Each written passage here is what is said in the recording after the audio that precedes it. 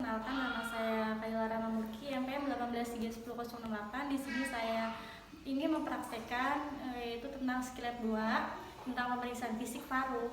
Baik Ade, hari ini kita melanjutkan pemeriksaan fisik ya, sesuai dengan janji kita kemarin. Untuk mengetahui diagnosis secara pasti, itu perlu dilakukan pemeriksaan fisik ya. Nah, apakah Ade bersedia untuk pemeriksaan fisik ini? Silakan bertanda tangan. Oke, baik. Ade, pemeriksaan fisik ini sedikit tidak nyaman, tapi nggak usah khawatir ya, nggak akan terasa sakit. Baik, Ade silakan dibuka bajunya, duduk di kasur. Baik, pemeriksaan fisik umum atau organ lain yang berhubungan dengan respirasi yang pertama. Nah, untuk pemeriksaan fisik ini dokter harus ada di sebelah kanan si pasien. Nah, baik, yang pertama itu kita pemeriksaan konjungtiva dan sklera. Ya, tidak anemis ya. Terus selanjutnya itu kita lihat wajahnya apakah ada edem atau tidak.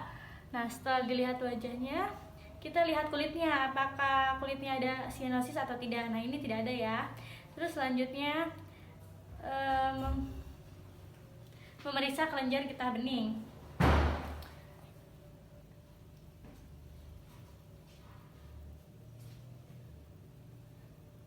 Baik, tidak ada kelenjar getah bening ya. Terusnya selanjutnya itu pemeriksaan ekstremitas. Coba tanganin di ini. Pemeriksaan ekstremitas. Tidak ada kelainan ya.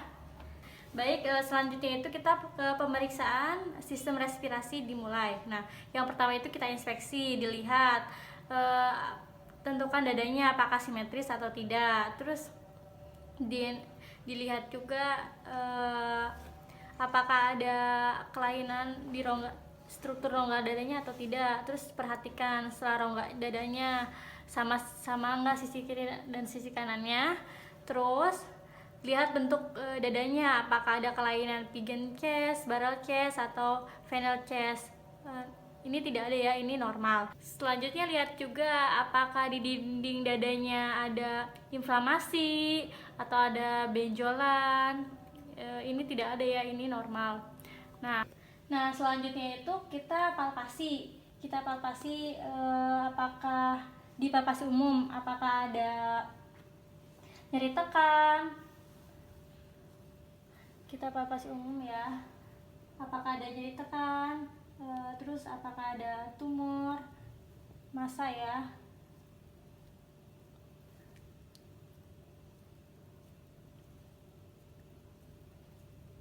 Nah, setelah itu ini tidak ada ya, ini normal. Nah, setelah itu kita palpasi dada pada keadaan dinamis. Napas, tarik napas, hembuskan lagi. Ini sama ya, kiri kanannya, tidak pengembangannya. Selanjutnya itu kita pemeriksaan taktil tremitus. Nah, nanti pada saat saya sentuh ucapan 77 ya. Ya kencang. 77. Terus 77. terus 77. terus 77. terus 77. terus 77. Nah, selesai. Selanjutnya itu kita getarannya yang tadi itu pada pemeriksaan taktil tremitus kiri kanannya getarannya sama ya. Selanjutnya perkusi. Perkusi itu tujuannya untuk memperlihatkan keadaan pekak pada tempat yang seharusnya ada restorasi ya. Nah,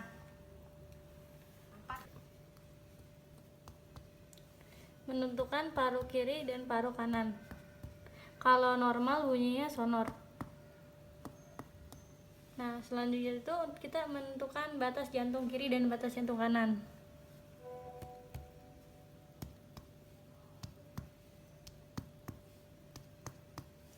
Selanjutnya itu kita menentukan batas jantung atas.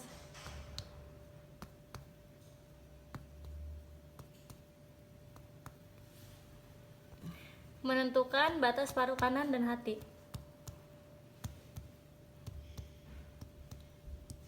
Nah, udah. Selanjutnya Selanjutnya auskultasi. Auskultasi itu dilakukan secara tidak langsung dan memakai stetoskop. Selanjutnya pasien disuruh melakukan bernapas melewati mulut. Nah, di sini itu kita mendengarkan suara utama, yaitu suara dari trakea.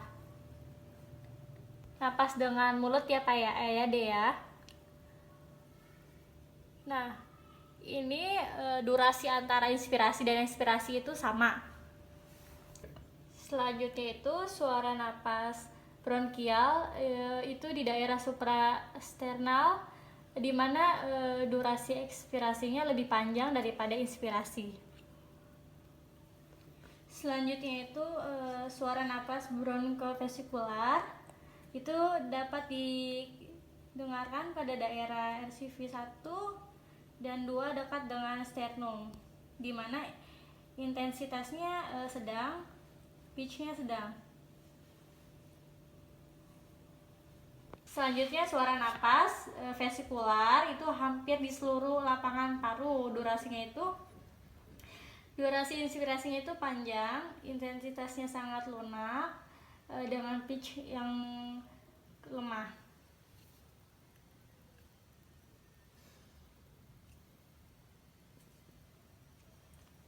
Napas bronkial dan bronkofesikular apabila ditemukan selain pada posisi di atas akan memberikan petunjuk adanya proses patologis. Nah, dengarkan juga apakah ada bunyi napas tambahan, yaitu ronki, wheezing, stridor, friction rub. Nah, pemeriksaan fisik paru bagian belakang selanjutnya. Nah, tangannya disilang ya. Silang gini nih ya. Nah, yang pertama itu kita infeksi, dilihat apakah ada kelainan. Ini tidak ada kelainan ya, semuanya normal. Selanjutnya itu dipalpasi.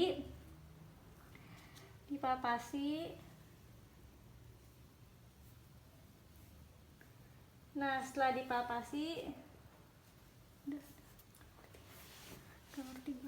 selanjutnya dipalpasi sambil pasien disuruh mengucapkan 77.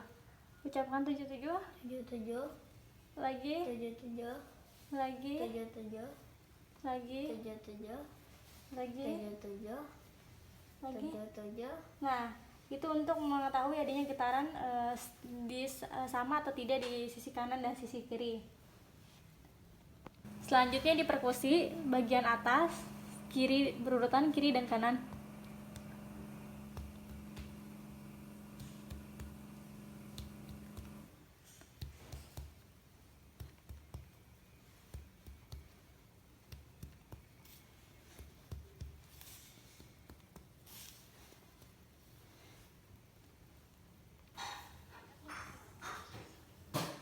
Selanjutnya auskultasi pada kondisi normal.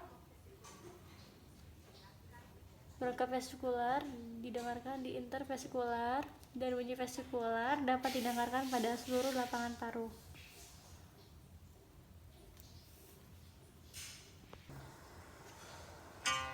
Cukup sekian pemeriksaan fisik paru dari saya, kurang lebihnya mohon maaf. Wabillahi taufiq wal hidayah.